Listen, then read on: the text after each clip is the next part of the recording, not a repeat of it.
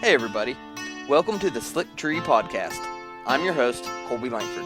The point of this show is to help improve ourselves as dog men and to raise the quality of the dogs on the end of our lead. So let's settle in, turn the volume up, and let's see if we can't learn a trick or two together from our guests.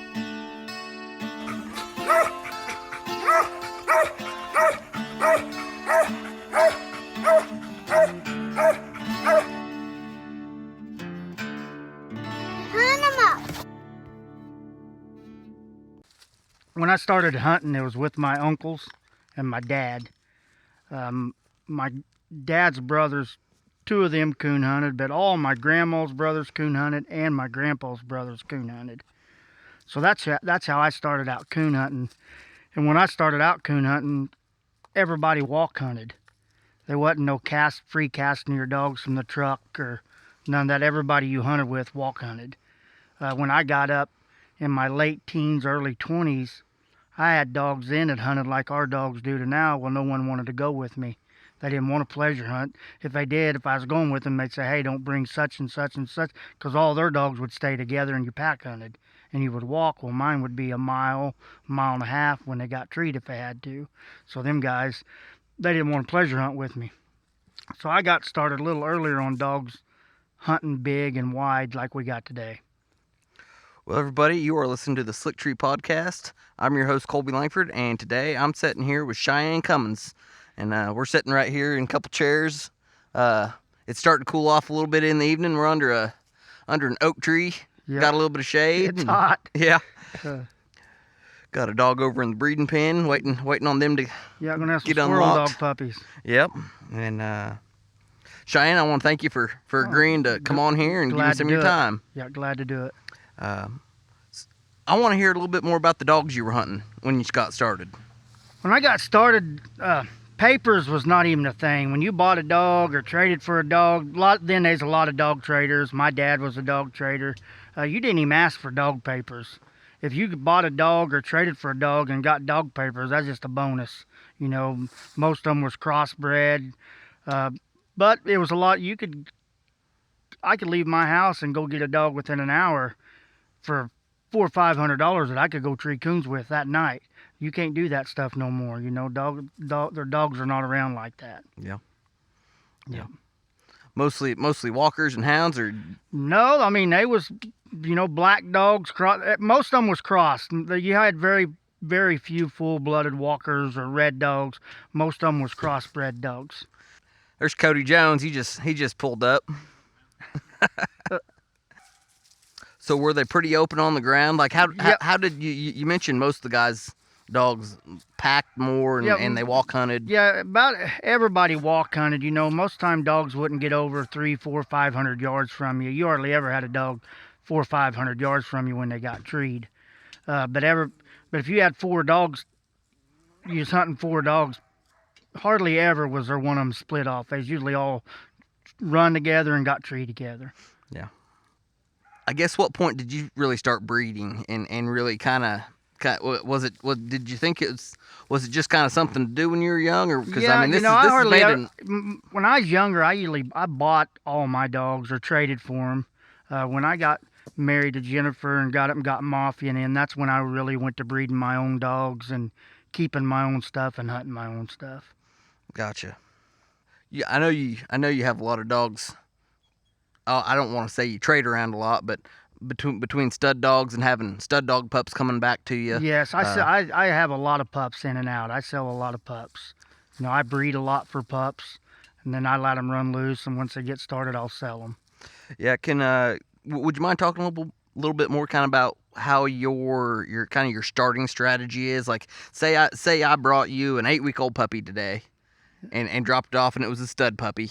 What's your process going to look like? What are you going to do with that dog? Well, usually, I live where I can let them run loose. So usually when they get up 4 or 5 months old, I'll have 2 or 3 running loose, and what one's acting the best by 6, 7 months old, that's what I'm going to put most of my time in, and I'll sell the other ones. And not saying the other 2 might not make the best ones. I just go off of what they're doing here the earliest, whoever starts the quickest. Yeah. And then I show them a few cage coons and stuff. Not very many because I don't like doing that. I usually just start hauling them to the woods and hunting them.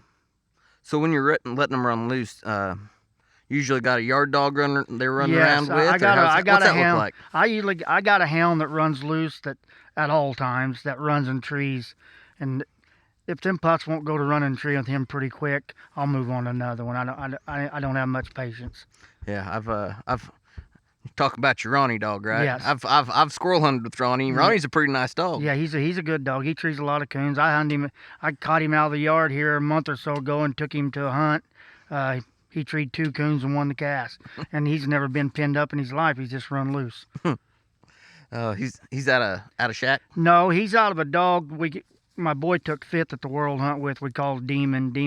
He hung himself, but this dog's a pup out of Demon, which Demon was out of Mafia. Okay. So he'd been a half brother to Shack. How what's the story on Mafia? How'd you come across him and kind of? I'd like to know a little bit more about him myself. David Grinder raised that litter. I got Mafia at 8 weeks old. I ended up having 4 out of that litter of Mafia, and that's kind of the same thing. I had them all running loose here. That's all run and treeing, but Mafia was just so much more of a natural. Everything. He was just an athlete, and that's just the one I picked, and he made a good one. He's a good hound. Yeah.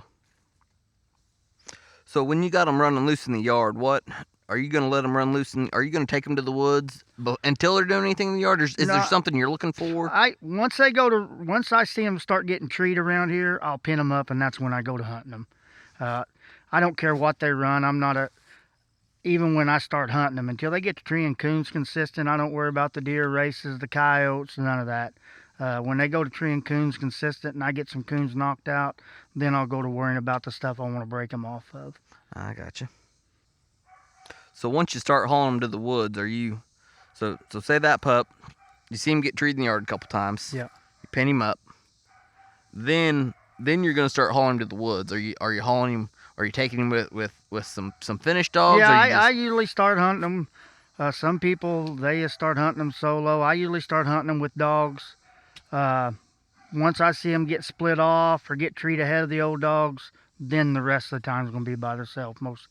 90% of it will be by themselves. Yep.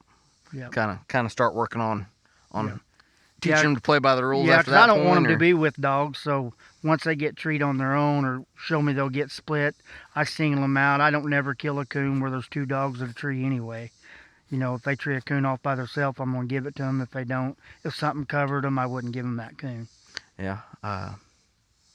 I know you hunt hard. Have you tell us how hard you hunt and how long have you done this? Yeah, I don't. There's a lot of people that are probably going to think you're a liar, but I believe you. Yeah. Because I've seen it pretty well. I don't hunt near as hard as I hunt pretty regular 4 or 5 nights a week. When I was younger, I pretty much was going to hunt 7 nights a week no matter what. It's a wonder I even got a wife.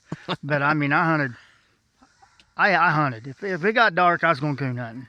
You know, now I've got older and grandkids, but I'll hunt pretty regular 4 or 5 nights a week. Now, until Saturday night, I hunted at 9-10 nights straight. I took Saturday night off, and I hunted last night, and I'm gonna go tonight. Yeah. But usually 4 or 5 nights a week. Well, hopefully your doctor's not listening. Yeah, I know it. Yeah. Yeah, you had a little bit of health issues here a while back. Yeah, I had open heart surgery in April. And then in May, they had to go back in, like one day being a month, and they had to go back in and put 2 stents in. But I feel like I'm doing good now. I wouldn't be able to tell any difference if I rolled up in your yard and didn't know about it. Yeah, so you look like you're doing just fine. Yeah, I feel good. Yep. Yep. Yep. Well, you got any good stories for us hunting all those years and spending all that time in the woods in the dark? Yeah, surely you got a story or two. Yeah, I got a lot. You know, it's hard to just sit here and think of a story off the top of my head, but we got lots of stories. I mean, I've coon hunted. I've started coon hunting 3-4 years old with my dad, and I've coon hunted pretty regular ever since then. My uncle's Don, he was scared of the dark, and we hunted with him. He hunted every night. He's a hard hunter, but we was hunting down south in the hills, and dogs was running the track one night, and we're walking up a dirt road. I'm probably 13 or 14 years old. Well, my Uncle Don, he goes to rolling in the dirt road and screaming and yelling. We didn't know if them dogs was running a house cat, and that house cat run up the road and run up the middle of his back and locked on. We didn't know that cat had got him. He was a screaming and a squealing, running through the brush, and was rolling, and that cat went up a tree, and the dogs treed it right there. Yeah, I'll remember that till I die. That was a funny night. And my dad, one night, we was hunting, and he was scared of snakes, and he stepped on the tail of a black snake, or I guess he stepped on the tail, but that snake wrapped around his leg, and my dad took off running, trying to get that snake off, and was going down a hill and hit a tree head on, and it knocked him out. And when he come to, all he was worried about was a snake. He had to go to the hospital and get stitches and sewed up. But yeah, I've been on some pretty interesting hunts. Yeah, I can only imagine. You ever ran into any big cats or suspected? Maybe suspected? Yeah, now my uncle, one of my grandma's brothers, when I was younger, he treated a couple of black panthers, and he killed one of them and had a picture. It wasn't hearsay. I mean, he did it.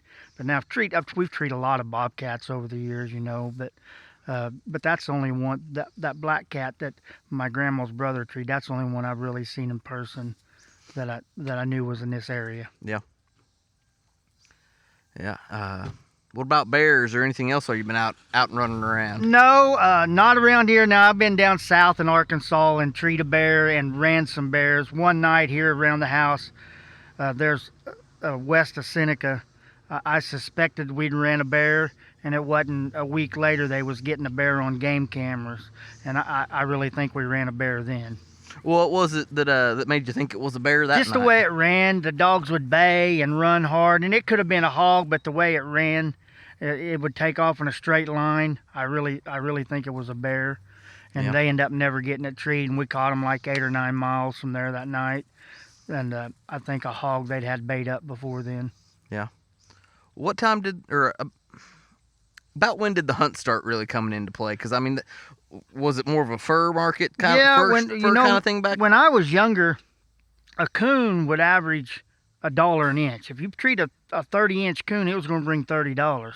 Well, there's nights. I mean, there's a lot of guys that made $5,000-$10,000 just during coon season. Now they hunted every night and trapped or whatever, but you can make a lot more money hunting than you could working.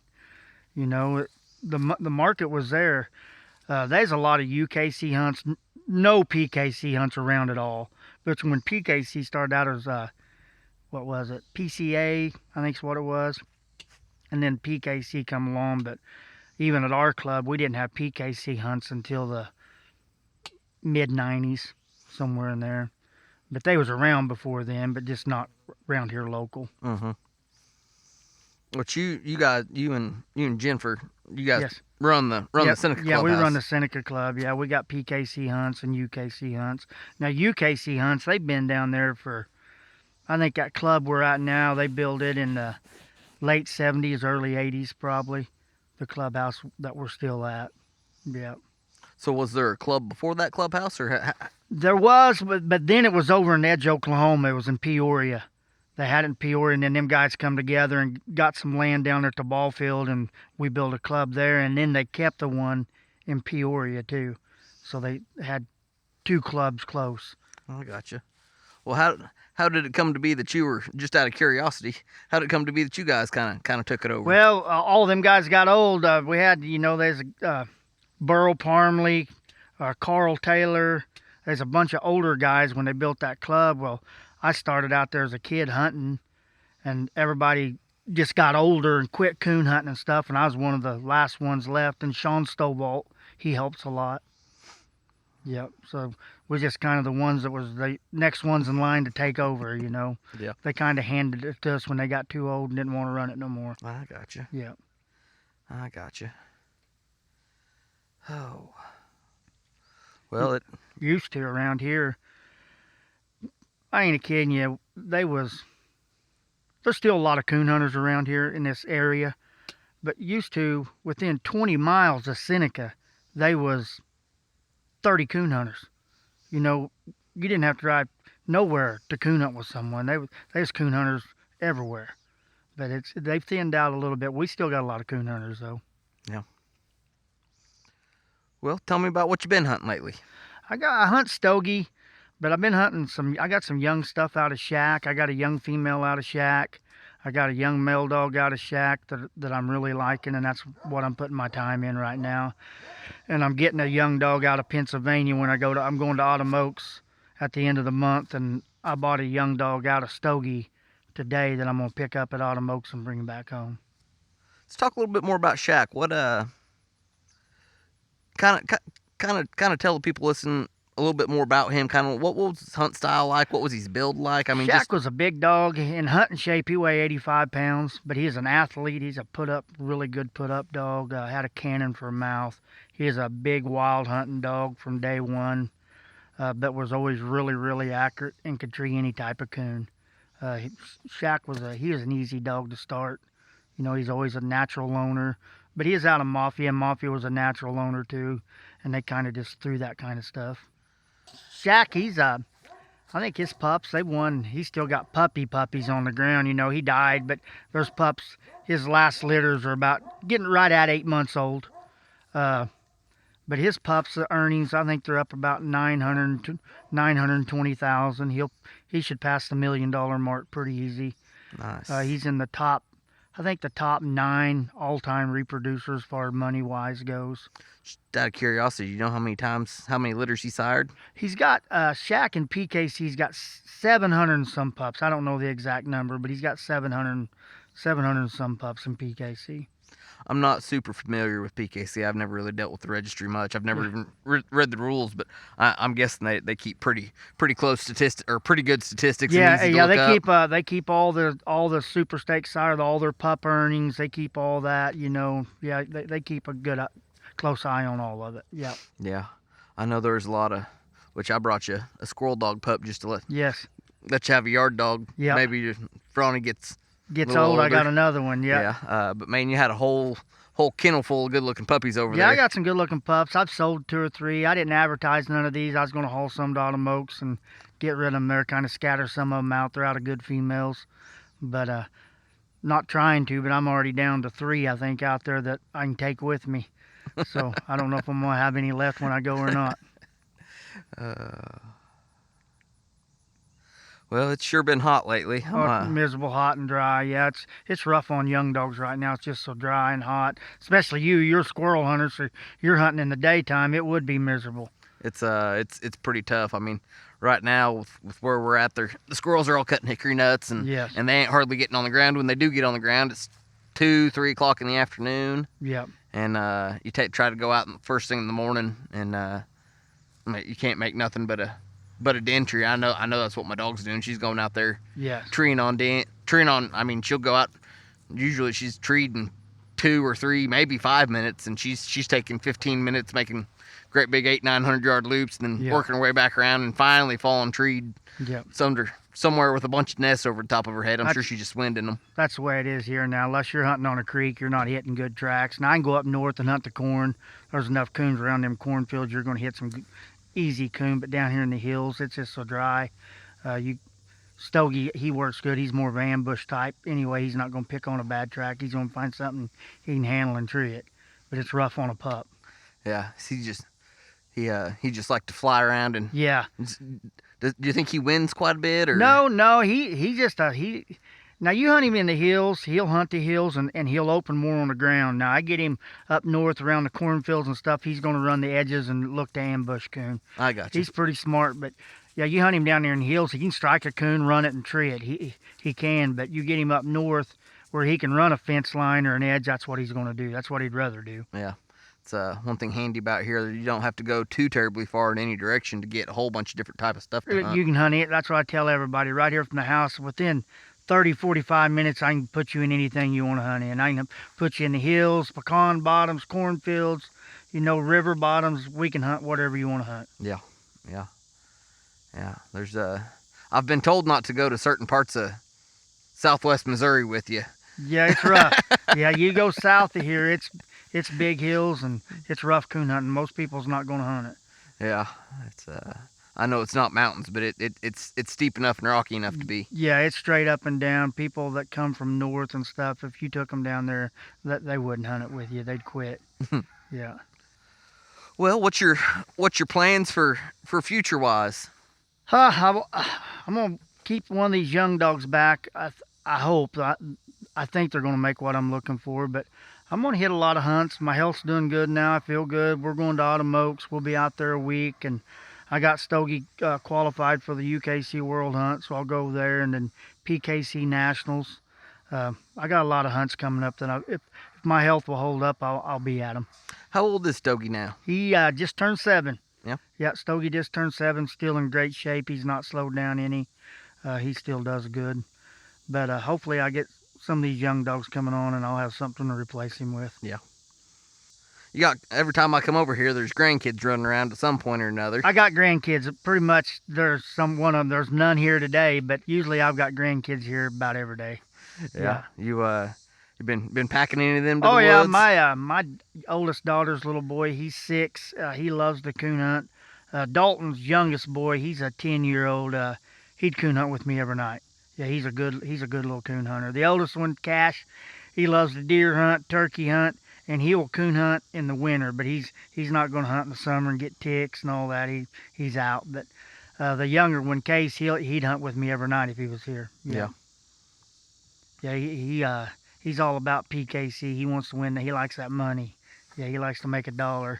And when I had this heart attack, I had him out here, and I told him I'd partner with him on these young dogs if he'd go with me and help me lead them out and stuff. And I sold a couple of them and gave him half the money. Now, he liked that. I bet. Yeah, he thought that was a pretty good deal. Yeah. Yeah, I don't blame him a bit. Oh, it's with my boy Fisher. He's 8 now, and which I'm trying to walk a line with him. I don't want to burn him out and push him. Yep. But at the same time, I hate, because like I had a buddy come over the other day, and we took his cur dog out and went and hit a little cornfield edge and coon hunted a little bit, and then we woke up the next morning and went squirrel hunting. Yeah. And that squirrel dog I've got, she hunts about kind of like a coon dog. Yeah, she hunts hard. Yeah, I've hunted with her. She moves good and hunts hard. Yeah, she's gonna, like, if their squirrels aren't moving, she's gonna make you walk. Yeah. And it's a little bit more than he wants sometimes, so I'm trying not to just.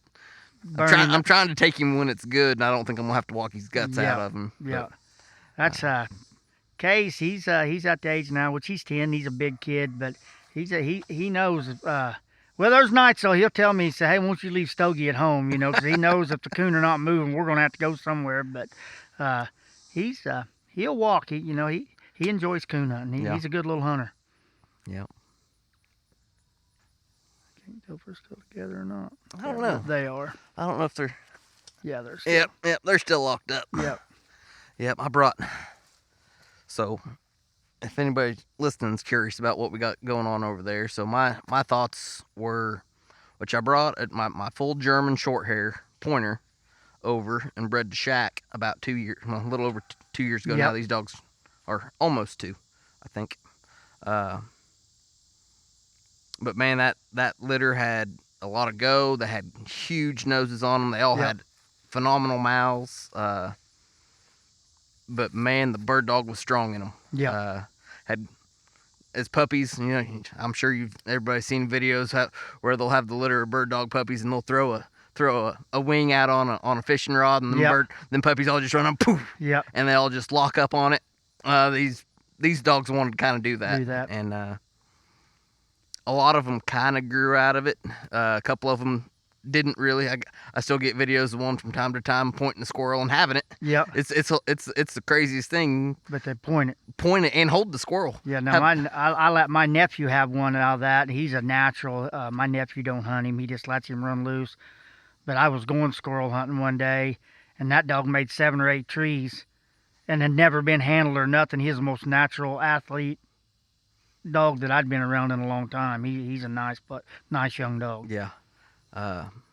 So I was thinking that I'd bring this female back, and she's treed a fair amount around the house, but I just haven't ever been able to keep her consistent, and it's like she just doesn't care that much for squirrel. Yeah.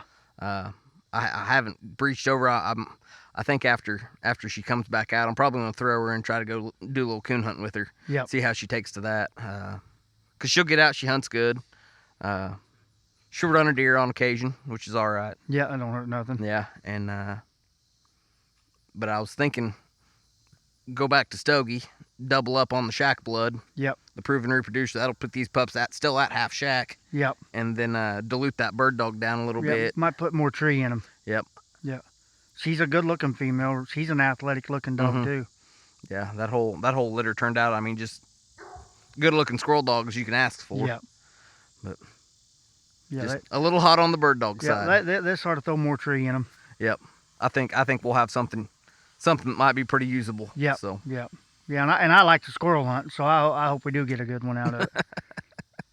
Yep. It's I sure enjoy it. Yeah. Cody's over there drilling a hole in the side of your house. Yeah, he's working on my house. Mayor went out. He's working on Mayor, so I'm sitting over here in the shade, and I got Cody Jones working for me. I think you heard us. He's smiling a little bit. He I don't is. think he'd be that happy to work. No. Oh. Well, have you had many snake problems this summer while you've No, been hunting? I think I've killed 14 copperheads this year. Nothing like I have in years past, but I think I've killed 14 so far. Yeah. Yeah, I'm sure I'll kill more before the summer's up, but I've killed 14 around here. Yeah. We killed a sure enough water moccasin the other day at the swimming hole. Oh, dang. Yeah, I mean, seems like every time I'm around water, someone sees a moccasin. Most of them just water snakes, yeah, but there is some cottonmouths or water moccasins, same thing, but there is some around. Yeah, this I probably couldn't count the number I've seen in this area and on my fingers and toes. Yeah. In my life, but this one sure enough was one. We got it shot out and played with it with a stick. I'm not scared of snakes, but at the same time, I respect them ones. That's me. I'm not scared of them neither. But cottonmouth and copperheads, you better respect them, or you're gonna get bit. Yep. Oh. And them cottonmouths, they're easy to tell. You open their mouth up, it's just foamy cotton. I mean, they're easy to pick out. Yeah, my boy was swimming and saw it. It was there was a bank hole, and it wasn't but a 4 or 5 inch round hole in the bank. Yeah. And he came running back. He was 100 yards from us up the creek. He come running back, said, "Hey, there's a snake over here." I said, "Okay, well, let's go look at it." And Connor Duree, he was at the creek that day too, and he had his coon gun in the back of his truck. I drove my Jeep over there. I didn't have a 22 with me. With you? But I went over there with him and looked in the hole. I could tell just by what I could see coiled up. So that ain't a water snake. Yeah. So Connor said, "Hey, grab that gun out of the back of my truck." And went over there and we got it killed. But I mean, it wasn't that hole where it was at. I mean, there's a little spot right there kids all climb up on, jump off of. And, I mean, it wasn't a foot off where all of them kids always put their foot when they're walking up through. I mean, their hands and their feet climbing up the bank to get up to it. Lucky didn't get one of them bit. Yeah, we are. I've seen some in the years past. I've seen some cottonmouths, coon hunting and stuff. I've seen more over around Claremore, over in Oklahoma, and in Bottoms and stuff. I've seen some cottonmouths. I've seen a few around here, but not too many. Yeah. You were telling me you had a pretty bad copperhead problem in your yard sometime. I've got copperheads, yeah. I think last year, one night, I killed 9 or 10. This year, I think the most I've killed is 5 or 6, but you can just walk around my yard with the light at night and kill them copperheads. But I've only killed 13 or 14 this year, but I'm sure I'll kill a bunch more before it's over. Yeah. Yeah, I had one of my pups the other day. I'm not exactly sure what happened to her. My boy found a cow killer ant, a little velvet ant, I think they're called. Yeah. I guess they're a flightless wasp, but went out to her the other day and went out and looked at her in kennel in the middle of the day, and I had her and my other pup in there together, and I mean her whole face was just swole up, puffy, barely even opened her eyes. She's still just sitting there barking at me. But yeah, it might have been a copperhead, but I've had them get stung by hornets and stuff too, and swell up like that. You know, where I seen them get that it was a hornet and swell up horrible. Yeah, I mean, she went right. I mean, I came back and checked on her in 10, 15 minutes, and it was going down. And then an hour later, it was down enough that I wasn't too worried about it. But I didn't give her nothing for it or nothing. Yeah. But, I've had a lot of them get copperhead bit around here, and a bunch of them I've seen get bit. And usually, if you'll give them some Benadryl right then, it don't bother them too bad at all. Yeah. Well, you got any hot training tips for anybody that might be listening? Oh my, no. How much yard? That's kind of something that's been kind of a I guess, a talking point lately or around on some Facebook pages and stuff. How much yard work do you do with a pup? I do quite a bit. I mean, I don't want to. I will not. I won't have a dog yanking and pulling on me. I do a lot of lead work, loading, and a lot of them I try to put a little bit of handle on them. Stogie used to have a good handle. He does not no more. But a lot of these young dogs, I try to get to handle a little bit in the yard and stuff. But mainly, I want a pup to lead good and load, before I start hunting them. Yeah. What age you start clipping one up and leading? Do you start out with the lead? I know some people like to tie them out first. I tie them out first. I tie them out, and usually if they got any sense, it don't take long, and you'll have them broke to tie. And then I'll go to leading them, and that's where the grandkids come in. I have the grandkids get them and take off with them, and usually they'll get them broke to lead in a day or two. Yep, I've had Fisher leading ours around, which I got a little cur dog pup at the house that, I don't know, it's probably 14, 16 weeks old, and it went to jerking on him and dragging him around pretty good the other day. Yeah. Which it was pretty wild. Them two little train cur pups I've got, one of them was a little wild, one of them took right to it, but that cur dog, it had him about jerked down and drug under the truck a couple of times. Yeah, that's them kids. They'll get their legs wrapped up in the lead and everything else. But that's the best thing for them. Get them kids out there and rough them up a little bit. You'll get them over a lot of that stuff. Yeah. Hopefully this female here has a bunch of pups. I hope so. I hope so. They ought to be good looking. They would be real good looking. Yeah. Yeah. I'll probably have a little more. That whole litter was nothing but black and white dogs. Yeah. And which the mama's liver and white to them, and so probably be some tricolor in there. I bet. Yeah, there'll be. Yeah, I'd say this time there'll be some tricolor. There'll be some with a little red on them. Yeah, which don't bother me none. I'll chop their tail off and make them look right. Yeah, they need their tail chopped. Yeah, I don't like a bird dog type. I like them to be bobtailed. Yeah. Yep. Yeah, I used to, which years ago, which I started out hunting the mountain curs, and I mean honestly, I had never really been with any good hounds and didn't really understand them, and just kind of repeating things I'd heard more than talking out of what I knew. I'd always kind of went by the sayings that the good Lord said the dog either had to have brains or tail, and you had to pick one. Yeah. Which now I fully know that is horribly wrong. But it's still a fun saying. It's kind of like that Ford and Chevy thing. Yep. There's a lot of nice hounds out there, no doubt about it. But yeah, it's just what you like. Me, I like a good dog of any kind. I like to bird hunt if I'm with a good dog, squirrel hunt, rabbit hunt. I like any of it. If it's to do with a dog and you've got good dogs to do it with. Mm-hmm. Yeah, I like it. Yep. Yeah, I used to think hounds were dumb and just didn't want to do nothing, but I used to always say, or I kind of had a saying where I'd say, oh, well, the difference between a hound and a cur would be like, I like my dogs to hunt for me, and then with the hounds hunt more for itself. Yep. And I understand now that's yeah. Some of that may be true with certain dogs, but there's definitely, that's not I wouldn't go by that as a saying across the board. Either, but yeah, that was kind of ignorance and having to grow through some learning. Yep. But that in any kind, there's good ones and bad ones. If you hunt enough, you're gonna see in hounds, cur dogs, beagles, bird. It don't matter. There's just some styles you don't like. Mm-hmm. You just got to find something that fits you. Yeah. And I mean, honestly, like I'd still hunt the dogs I had back then, but I like a lot of different. I like a dog that hunts a lot more like a hound now than I did back then. I used to walk hunt.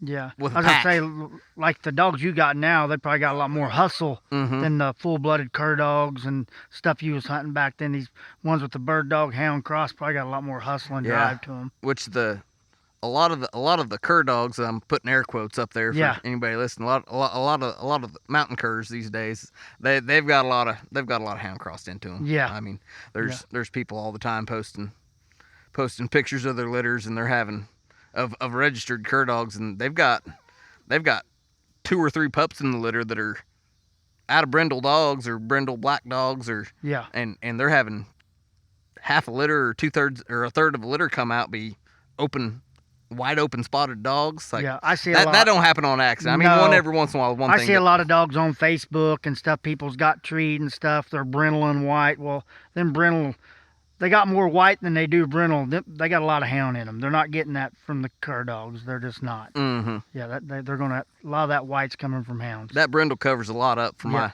my. Not that I have tons of experience, but Yes. you usually that white don't usually show up on the first time cross. No.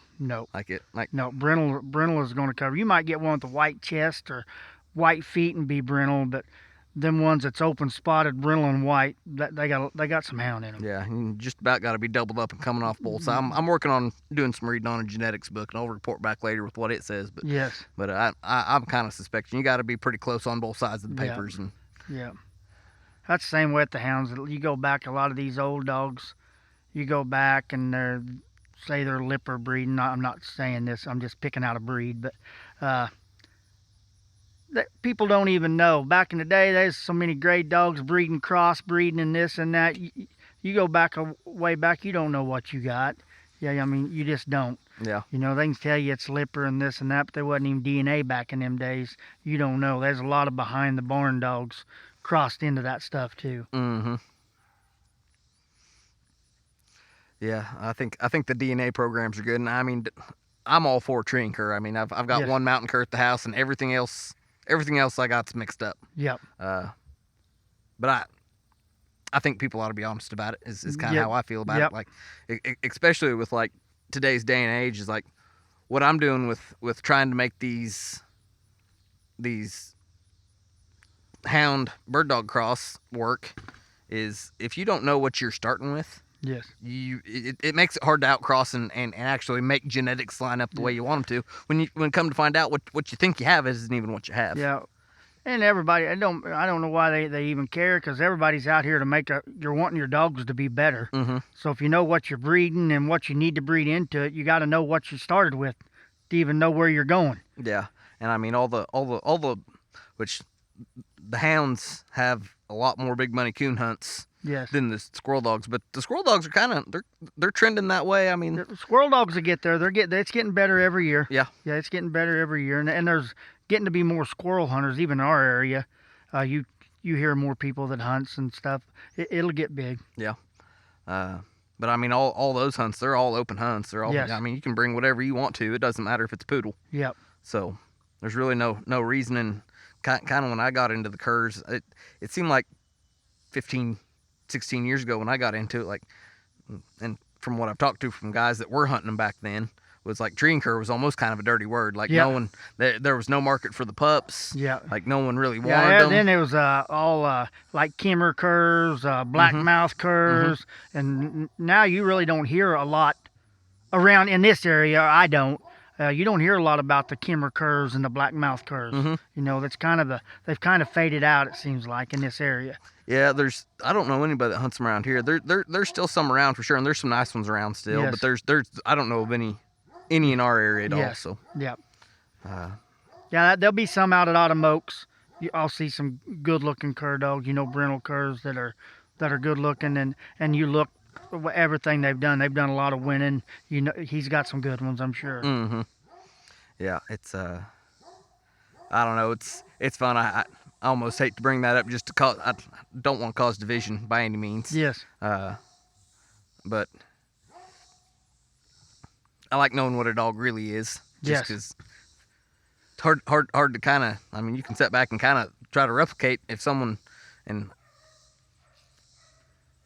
I'm trying to think of the way to put it, because it's not like replicating out of jealousy, but like if you go to a hunt and you get whooped by a dog, like Yep. the breed gets better and the sport gets better. Yep. If we all go that way in a sense. Yeah. Uh, I'm a firm believer. You need to breed the best you know of to the two best you can get. Breed them together, and the chance of you getting better pups is a lot greater. Yeah. Have you been around much line breeding? Is that something you've messed with? I've done some line breeding. I like to breed like a nephew niece cross. You know, I kind of like that stuff. And I've bred some half brother half sister crosses, and I've had good luck doing it. Yeah. Yep. I've heard a lot of people say that. I'm just kind of getting into into diving into Yep. trying to kind of figure out, see something work. I feel like the last few years I've kind of been spinning my wheels with crosses that didn't work and trying to force something that wasn't there. Wasn't there? Yeah, I've made, I don't know how many, but 5 or 6 different times we've bred half brother and half sister crosses, and we've had real good luck with it. Yeah. What point do you give up on a pup? I don't have a lot of patience, you know. If a pup's not running treeing around here pretty consistent by 9, 10 months old, I'm done with them. There's too many of them to wait, you know. And I'm not saying that pup might not come on and make a good one, but I got a pup out here now. He's not quite 8 months old. He's done treat a few coons by himself. A lot of them don't start that early, but they need to be running treeing pretty good by 9, 10 months old, or I'm done with them. Yeah, it helps that it kind of goes back to what I was saying, spinning my wheels and trying to force something that's not there. Yep. I'm sure it probably helps having access, having a stud dog. Yeah, you know, I got plenty of pups running around here, and I've been very fortunate to have some early starting young dogs that took off quick, and that's just kind of what I stick to, you know. If they're not doing pretty good by 10 months old, I'm done with them. I'll start on another one. Yeah. Yep. Well, what else? They must be done. I think they're fighting. I can't tell. I can't either. Probably not, or he wouldn't just be standing there. Yep, they're done. Done. Okay. Yep. Well, Cheyenne, you got any extra stories or anything you want to tell? I don't guess. I'll probably think of some when you leave. I think I should have told you, but if I'd sit here long enough, I could think of a bunch of them. Yeah. That's what Jennifer always gets on me. You know, I do these podcasts, and I have a hard time thinking, but I can sit down there at the clubhouse with 10, 15 guys, and I can tell stories all night. They don't get a word in edgewise. But but I'll tell you, I'm lucky, like Cody that's working here. These kids, he growed up here around the house. He's one of my boys' best friends, and I've been very lucky. I got a bunch of these young kids that coon hunt with me and stuff now, and I really enjoy that. Yeah, Cody's a good guy. Yeah. I talk him into letting me drag him along squirrel hunting from time to time. Yeah, he grew up around here. I mean, time he was 5, 6 years old, he was here as much as he was at his house, and I enjoy a lot coon hunting with him and stuff. I enjoy hunting with these young guys. Yeah. Well, it's a few minutes shorter than my normal episode, but I guess we can wrap her up there. Cheyenne, I want to thank you again. Thank you, and thanks for bringing a female out and breeding to my dog too. Yeah, I will. I'll take good care of the pups, and you're gonna have to come over and pick one this time. Last time you said bring me one, I think, or pick me one out or something. Bring one. Yeah. It's just a luck what one's gonna be the best one, or most time there'll be some in there they'll all work. Yeah. But it'll be all right. Yep. All right. Well, everybody out there listening, take care and keep wearing out that boot leather. I just want to give everyone that's listening a sincere thank you. Getting this podcast going has been a project. I really hope you're enjoying it, and if you don't mind, give the show a good rating and review wherever you're listening to it at, or share it on your social media to help get some traction. I appreciate it, and I'm looking forward to your feedback.